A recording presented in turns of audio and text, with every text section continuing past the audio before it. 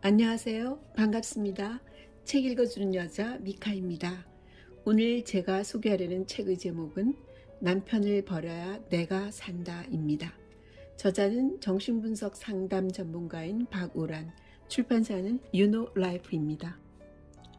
남편이 없으면 아무것도 못할 것처럼 불안해요. 남자친구가 모든 것을 이해하고 사랑해줬으면 좋겠어요. 남편이 바람이 난 건 아닌지 자꾸 의심이 들어요. 이처럼 남자에게 얽매이는 여자의 심리는 무엇일까요? 정신분석가 박우란 저자는 무의식의 욕망을 살피고 나로서 자립된 존재로 살아야 한다고 말합니다. 아내 노릇이 지겨워진 당신에게, 처음 아내가 된 당신에게, 사랑에 자립하고 싶은 여성에게 권하는 33가지 조언들이 이 책 속에 들어있답니다. 저자 소개를 할게요. 박우란, 정신분석가, 동국대학교 교육대학원 상담심리학 석사를 마치고 서울불교대학원 대학교 상담심리학 박사과정을 수료했다. 안산정신과병원 심리치료실, 서울시 청소년상담지원센터 등을 거쳐 정신분석가로 지금까지 1만여 회 이상 심리상담 및 꿈분석을 진행했다. 고등학교 졸업 후 다니던 대학교를 중퇴하고 수도원으로 입회해 10년을 살며 영성과 심리를 공부했다. 수도원에서 살던 10년 동안 아무도 기억해주지 않는 이들의 고통을 위해 기도하는 것을 소명으로 여기며 살았다. 이후 인간의 삶과 마음에 대한 멈추지 않는 물음에 대한 답을 찾고자 환속했다.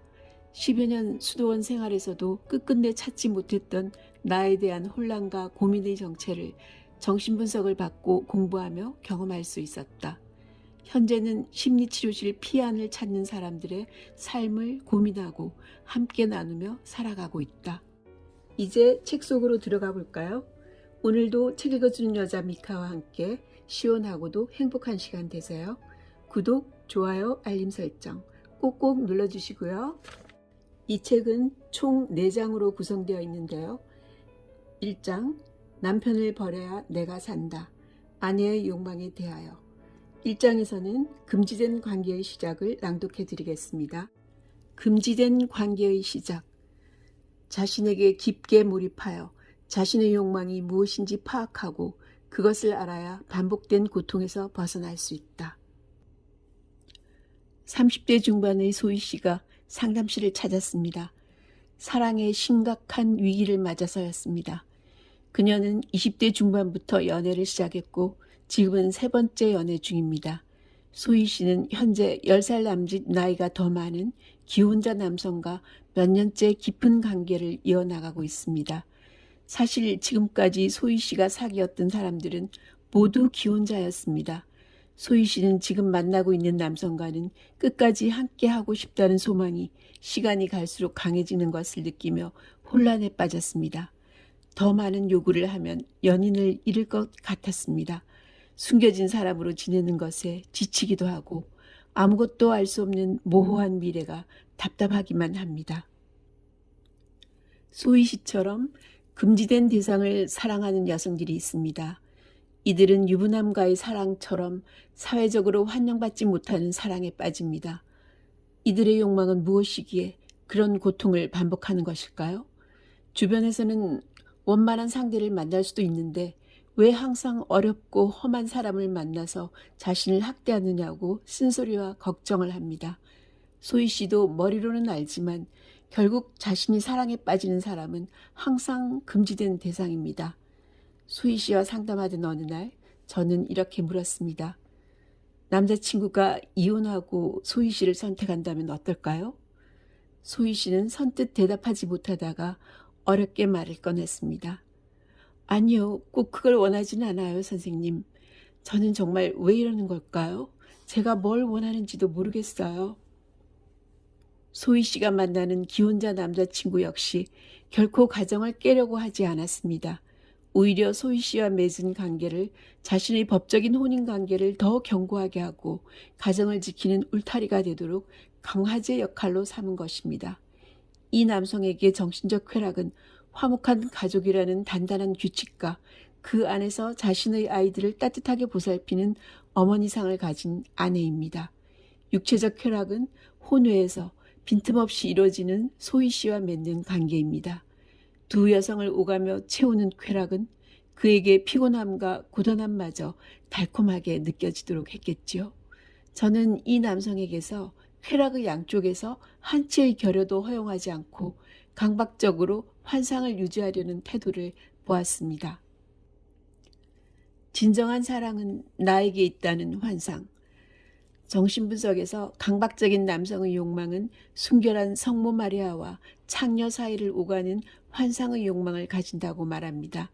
그들은 결코 양쪽 모두를 포기하지 않으려 합니다.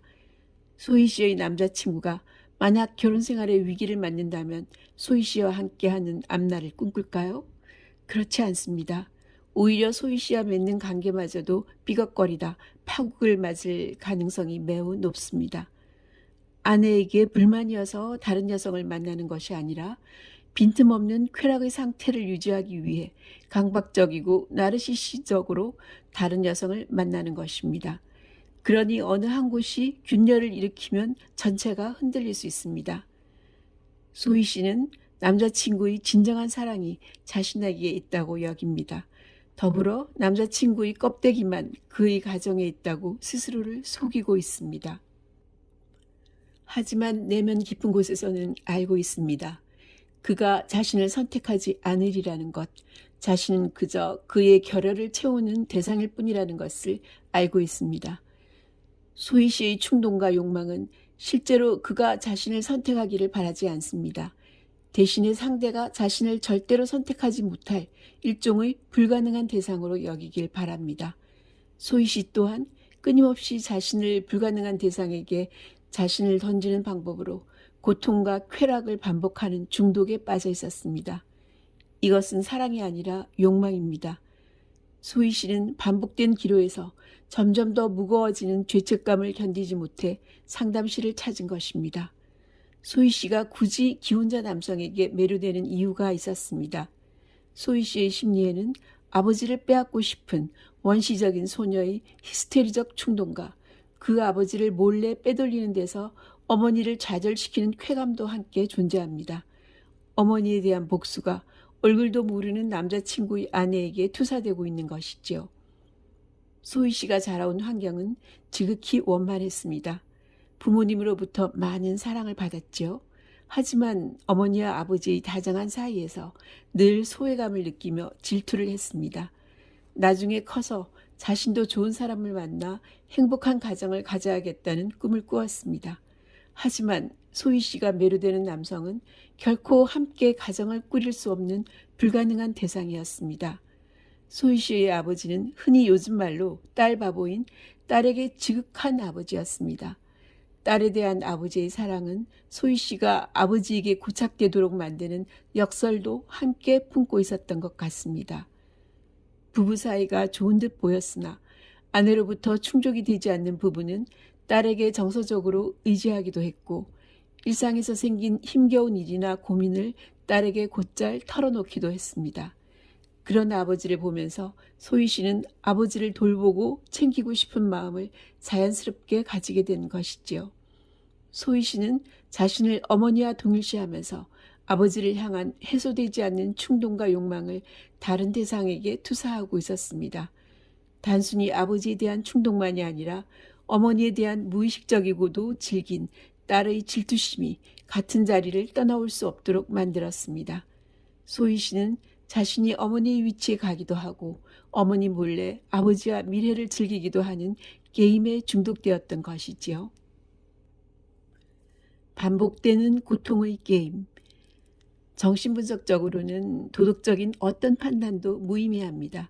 분석가는 어떤 기준으로 어떤 사람을 판단할 수 있는 사람이 아니라 단지 깊이 청취하는 사람일 뿐입니다.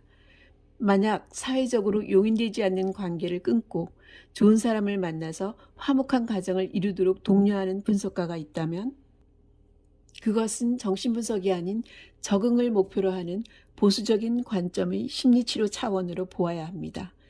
정신분석의 목표는 내담자의 원만한 사회적 관계 개선과 적응에 있지 않습니다. 대신 집요하리만큼 충동과 욕망에 집중합니다. 정신분석과 충동은 개인의 도덕적 관점으로 보면 곤란합니다. 이는 단순한 개인의 심리적 문제, 개인의 차원으로만 볼 수 없는 사회적 산물이기도 하니까요. 모든 충동은 자연 본능이라기보다 사회적 구조와 개인의 환경에서 일어나는 언어 유입에서 비롯됩니다. 소희 씨가 맺는 사회적으로 용인되지 못하는 관계를 개선하는 것이 분석의 목표가 아니라 소희 씨의 충동과 욕망을 이해하는 것이 목표입니다. 소희 씨가 왜 그런 충동과 쾌락에 점령당했는지, 왜 앞으로 나아가지 못하고 계속 같은 자리를 반복하며 복수하고 있는지 스스로 알면서도 다시 반복한다면 그것은 단순한 도덕 차원의 문제가 아닙니다. 모르고 선택하는 것이 아니라 알고도 선택한다면 그것은 많은 것을 감수하겠다는 결의와 다름없습니다. 소희 씨는 상담하면서 자신과 연인의 욕망을 조금 더 명료하게 이해해 나갔습니다. 그 속에서 쾌락이 주는 허구성, 즉 환상과 공허함을 직면하기 위해 고군분투했습니다. 반복되는 고통의 게임을 중단하고 싶은 열망을 내비치기도 했습니다.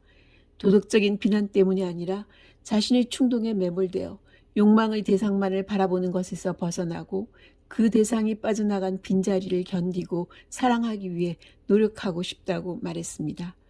좋은 사람이 되기 위한 노력이 아니라 무의식적인 매몰 상태에서 비롯되는 노예와 같은 삶에 환멸을 느끼고 있었습니다.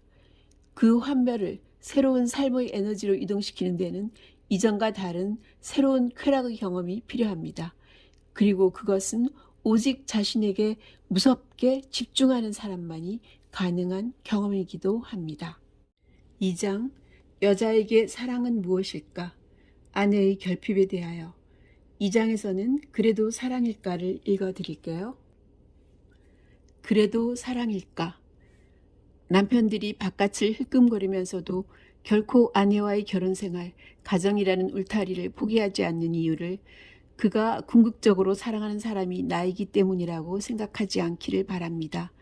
그들이 바깥을 힐끔거리면서도 아내를 놓지 못하는 것은 사랑의 차원이기보다 규칙과 질서, 법의 차원에 더 가깝습니다. 여성에 반해 남성은 질서와 법의 지배를 훨씬 강하게 받기 때문이죠.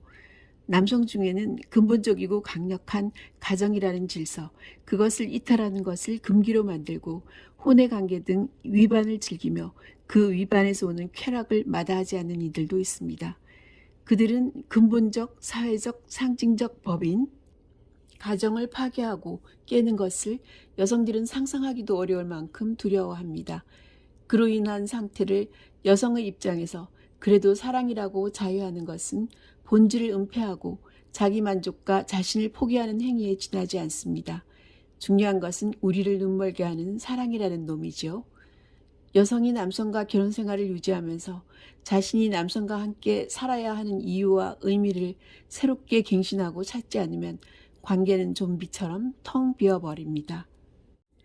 기능적 관계가 전부였던 부부. 지연 씨는 남편과 그리 애틋한 애정을 나누지는 않았지만 큰 무리 없이 결혼 생활을 하고 있다고 생각하며 지냈습니다. 그러던 어느 날 갑자기 남편으로부터 이혼하자는 이야기를 들었습니다. 지연 씨는 세상이 꺼지고 무너지는 듯한 아득함과 동시에 머릿속이 새하얘졌습니다.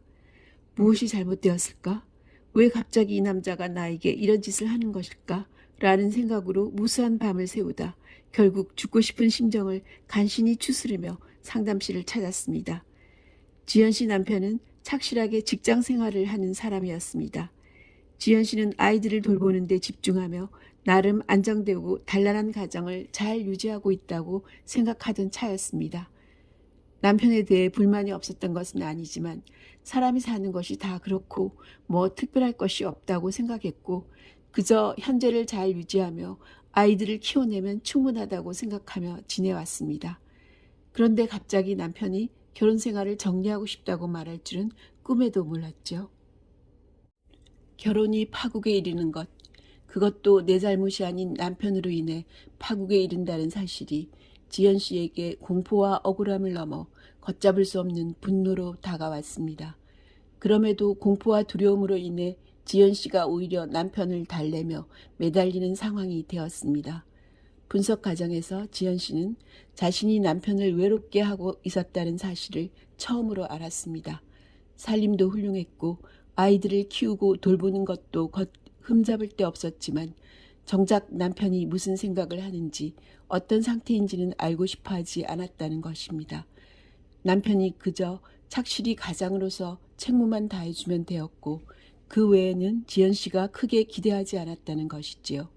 대신 지연 씨도 남편과 기능적인 관계, 그 이상 그 이하도 맺지 않았던 것이지요. 지연 씨도 스스로 외로운지조차 인식하지 못한 채 외로웠습니다. 남편의 상태가 어떤지에 대해 무관심했듯 지연 씨는 자신에게도 그러했습니다. 엄마와 아내 역할로서의 자신만 있었지 자신이 어떤 것에 만족을 느끼는지 무엇을 원하는지 어떻게 살고 싶은지 몰랐습니다. 서로가 좀비처럼 텅 빈 채로 가정생활을 유지하는 것에 지친 남편이 먼저 이야기를 꺼낸 것이지요.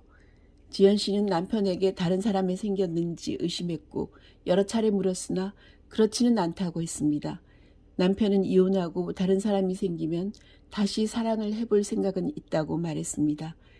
지연 씨는 남편이 갑자기 그러는 것이 믿기지가 않아 남편의 핸드폰 내역을 조사하고 카드 내역 등을 살폈습니다. 혹시 다른 사람의 흔적이 없는지를 샅샅이 찾았으나 별다른 것은 없었습니다. 차라리 어떤 물증이라도 있으면 상황이 납득되겠는데 그렇지도 않아서 더 미칠 노릇이었습니다. 지연 씨의 남편은 단호했습니다. 냉정하게 바라보면 남편은 지극히 이기적인 선택을 했지만 그 개인의 차원에서는 좀 더 자신에게 윤리적인 선택을 한 것으로 보입니다. 더 이상 좀비처럼 살고 싶지 않다는 결의로 보이니까요.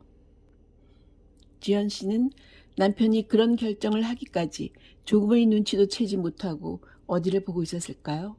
부부로 무리 없이 살고 있다고 믿었던 지연 씨의 나르시시즘 환상이 깨어지며 실제는 두 사람이 전혀 관계 맺고 있지 않았던 것이 일순간 드러난 상황입니다.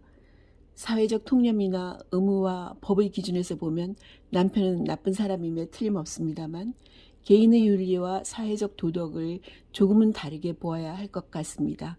지극히 개인의 차원에서 보면 남편은 더 이상 유령 같은 삶을 살지 않겠다고 선언했으니까요. 남편은 자신의 불만족스러운 삶으로부터 탈피하기 위해 아내를 속이며 몰래 유희를 즐기며 가정을 유지하는 쪽을 선택하기보다 온전히 자신의 삶을 새롭게 하겠다고 선택했으니까요. 이혼의 방패 아이들. 이런 상황에서 여성들이 가장 강력한 무기로 쓰는 것이 아이들입니다. 지연 씨는 어떻게 아빠가 아이들에게 상처를 주는 이혼을 서슴지 않고 할 수가 있냐고 울부짖었습니다. 남편은 아이들에 대한 책임은 끝까지 질 것이며 아이들과의 관계도 변함없이 최선을 다하겠다며 조금의 틈도 보이지 않았습니다. 지연 씨는 아이들을 내세워서라도 남편을 주저앉히고 어떻게든 복수하고 싶기도 했습니다. 무엇보다 혼자서 아이들을 키워야 한다고 생각하니 앞이 캄캄했지요. 분석가인 제가 지연 씨에게 그런 사람은 털어버리고 새 삶을 당당하게 살라고 이야기하거나 부부 상담을 제안하며 서로의 구멍난 관계를 회복시키기 위해 노력한다면 그것은 또다시 가부장적 법 질서의 목소리로 두 사람을 종속시키는 것과 다르지 않습니다. 우리가 보편적이고 상식적이라고 이야기하는 가정이라는 그림.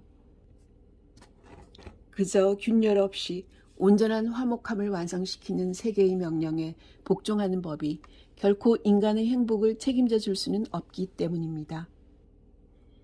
지연 씨는 견디기 어려운 나락의 날을 간신히 버티고 죽고 싶은 충동을 스스로 다잡으면서 일주일에 2번씩 상담실을 찾아와 그 감정의 끔찍함과 지난함을 풀어나갔습니다. 세상에 혼자만 덩그러니 따로 돌아가는 듯한 이질감과 괴리감을 견디면서요. 상담자인 제가 할 수 있는 최선은 그 시간을 함께 견디는 것이었지요. 주저앉고 싶어하는 지연 씨를 집요하게 붙들었고 지연 씨는 끔찍한 시간을 견디었습니다.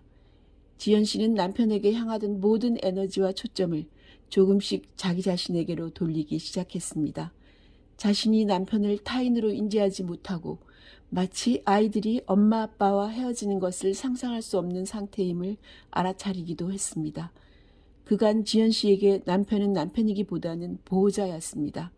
어떤 일이 있어도 자신과 아이들을 돌보고 지켜주어야 하는 보호자 이상은 아니었습니다. 그런데 갑자기 보호자가 사라진다고 하니 부모 잃은 아이처럼 무섭고 두렵기만 한 것이지요. 정말 지연 씨가 남편 없이 혼자서 살아갈 수 없는 사람일까요? 그것은 지연 씨의 선택에 달려 있겠지요. 지연 씨는 어째서 자신의 욕망이 무엇인지도 모른 채 가정이라는 그림만을 완성하려고 그렇게 열심히 살았을까를 자책하기도 했습니다. 남편이라는 증상. 남편이라는 증상은 지연 씨에게 자신이 어떤 사람인지, 자신이 정말 원하는 것이 무엇이고 어떤 사람으로 살고 싶은지를 다시 마주하게 만들었습니다. 지연 씨에게 결혼은 친정 식구들로부터 탈출하는 출구 이상은 아니었습니다. 여성들이 삶을 전환하고 변화를 꿈꿀 때 원 가정에서 탈출하는 출구로서 결혼을 선택하는 일이 많습니다. 결혼은 결코 출구가 아닌 새로운 규칙 안으로 들어가는 것인데 말이지요. 환경을 바꾸어서 변화를 꿈꾸는 일은 손쉬운 선택입니다. 내 삶의 만족을 좌우할 수 있는 권력을 환경에 혹은 타인에게 위임하는 행위이니까요. 이러한 변화는 환경이나 타인이 흔들리면 내 삶도 송두리째 흔들리고 맙니다. 결혼은 때가 되면 해야 하는, 남들이 하니까 해야 하는 그림의 완성이 결코 아님에도요. 지연 씨가 자신의 알맹이는 포기한 채 기능적인 역할로만 살아오던 삶의 한 모퉁이에서 남편은 지연 씨의 안정과 유지라는 그림에 균열을 일으키는 증상으로 드러났습니다. 그 증상은 지금까지 지연 씨가 어떤 상태로 지내왔는지 가장 충격적이고 파괴적인 방식으로 자신을 드러내고 있습니다. 우리는 증상은 완화시키고 진정시켜야 한다고 생각하지만 그것은 개인의 진리를 은폐하고 또 다른 증상의 출현을 예고하는 것과 다르지 않습니다. 증상은 제거해야 할 그 무엇이 아니라 받아들이고 수용하면서 그것이 제 모습을 갖추도록 해야 할 무엇이니까요. 지연 씨의 남편은 지연 씨가 마음을 추스릴 수 있도록 시간을 더 주겠다고 했습니다. 온전한 자신의 삶을 살아가겠다는 결심에는 변함이 없다는 말도 덧붙였습니다. 지연 씨는 요즘 처음으로 경험해보는 감정과 상태가 참 많다고 말합니다. 너무 아프고 외롭고 슬프다는 생생한 감정, 앞으로의 삶에 대한 두려움과 또 어쩌면 전혀 다른 새로운 삶을 살 수 있을 것이라는 희망을 느낀다고 합니다. 마치 어린아이가 처음 세상을 만나면서 겪는 것처럼 여러 감정을 생생히 겪고 있다고 말합니다. 지연 씨는 1년이 넘는 시간 동안 일주일에 2번 이상을 오직 자기 자신과 치열하게 만나며 조금씩 스스로 중심을 잡아가고 있습니다. 남편의 이별 통보가 정말 지연 씨에게 독은 아니었던 것 같습니다. 우리가 사건을 어떤 시선으로 바라보고 어떤 태도로 조우하는지에 따라 또는 어떤 방식으로 애도하는지에 따라 그 결과는 전혀 달라질 테니까요. 지연 씨에게 일어난 남편이라는 증상은 처음으로 지연 씨 자신이 어떤 사람인지 스스로 관심을 기울이게 한 사건이었다는 것은 틀림없어 보입니다. 3장 남자에 대한 환상이 있었다. 아내가 바라는 남성상에 대하여. 3장 중에서는 남편의 외도를 꿈꾸다를 낭독할게요. 남편의 외도를 꿈꾸다. 무의식적 쾌락의 출구를 찾은 것은 남편의 외도를 상상하면서 느끼는 흥분과 불안이다. 결혼관계에 위기가 온다면 배우자가 무엇을 잘못했는지 초점을 맞추기 쉽습니다. 하지만 내가 이 사람을 선택한 무의식의 구조는 무엇이었을까를 의문하는 편이 현명합니다. 나의 어떤 욕망이 이 사람과 결혼까지 이르게 했는지 먼저 질문하고 내면을 탐색하는 것이지요. 상대가 나의 욕구나 결핍을 채워주면 모든 문제가 해결될 것 같지만 그렇지 않습니다. 너무 긴 시간 동안 욕구 불만과 결핍에 시달렸던 여성이 그것만 해결되면 삶이 편안해질 것이라는 생각을 하는 것도 당연해 보입니다. 하지만 실상 그런 욕구에 큰 불만이 없는 사람들 역시 또 다른 고통에 시달리는 것을 봅니다. 의심에서 시작한 남편의 외도. 남편이 무조건적인 지지를 해주고 예스맨이어서 뭐든 하고 싶은 대로 하고 살고 있다는 미 씨가 있었습니다. 관계 안에서 결핍과 상처에 시달리는 여성들이 가지는 남성이나 파트너로부터 유일한 대상이 되면 행복해지리라는 소망을 미 씨는 이미 이루고 충분히 누리고 있었던 것이지요. 그러나 그녀는 아이들과도 남편과도 관계가 무난한데 오랜 시간 해결되지 않는 우울과 무기력에 시달렸습니다. 남들에게 말하면 호강에 겨워 그런다는 말을 들어 밖으로는 내적인 우울감과 무력감을 드러내는 것이 불편해졌고 인간관계마저 거의 단절된 상태였습니다. 그러던 어느 날 남편이 평소 잘 먹지도 않던 술을 회사 사람들과 만취가 되도록 마셔 미 씨와 저녁 내내 연락이 닿지 않는 일이 발생했습니다. 그동안 남편의 행동이나 성향을 보면 의심보다는 걱정이 앞서야 하는 것이 우선일 듯하지만 미 씨는 엄청난 의심에 사로잡혔습니다. 한 번도 연락이 닿지 않은 적이 없던 사람이 아무리 술을 마셔도 갑자기 연락이 끊어졌다는 것은 다른 여자가 생기지 않고서는 있을 수 없는 일이라는 의심이었습니다. 미 씨는 밤새 피가 마르는 듯한 초조함과 꼬리에 꼬리를 무는 생각에 시달렸습니다. 새벽녘에야 돌아온 남편은 정신을 차리지 못하고 잠이 들었습니다. 다음 날 미 씨는 남편으로부터 평소 회식 자리를 피했더니 동료들이 작정하고 술을 먹였다는 이야기를 들었습니다. 그런데 미 씨는 아무리 이해하려 해도 의심만 더해졌습니다. 저렇게 나한테 헌신적으로 잘하더니 결국 지쳐서 다른 여자가 생겼을 수 있고 그러다 실수로 인사불성까지 가게 되어 구멍이 드러난 것은 아닐까 하는 멈추지 않는 의심이 머릿속에서 이어졌습니다. 의심은 남편의 핸드폰을 확인하고자 하는 충동에까지 닿았습니다. 남편의 핸드폰 속에서 아무것도 발견이 되지 않자 이번에는 다른 루트가 있을 거라는 의심이 끝을 모르고 이어졌습니다. 이 일련의 사건을 들으면서 저는 아주 강한 충동이 미 씨 안에서 일어나고 있다고 생각했습니다. 그간 활동하지 않아 무기력에 빠져있던 충동이 미 씨를 사로잡고 있다는 직감이었습니다. 미 씨가 겪고 있는 제3자의 눈에는 과도해 보이지만 미 씨에게는 매우 치밀하고 합리적인 의심은 어떤 충동에 의해서 추동되고 있는 것처럼 보였습니다. 여기서 미 씨 사고의 불합리성이나 일반 치료에서 말하는 침투적 사고를 완화시킨다거나 하는 것은 별로 도움이 되는 것 같지 않습니다. 미 씨에게 아주 직접적이고 단도직입적으로 질문했습니다. 남편의 외도를 꿈꾸시는 것 같습니다. 그냥 듣기에는 정신 나간 소리처럼 들릴 수도 있겠습니다. 그 순간 미 씨는 당황했지만 아주 미묘한 웃음이 입가를 슬쩍 스치고 지나갔습니다. 미 씨는 남편이 정말로 외도를 하고 있다고 믿고 있지는 않은 것이지요. 얼핏 상식적으로 보이지 않는 이런 충동이 왜 일어날까요? 바로 쾌락의 부재 때문입니다.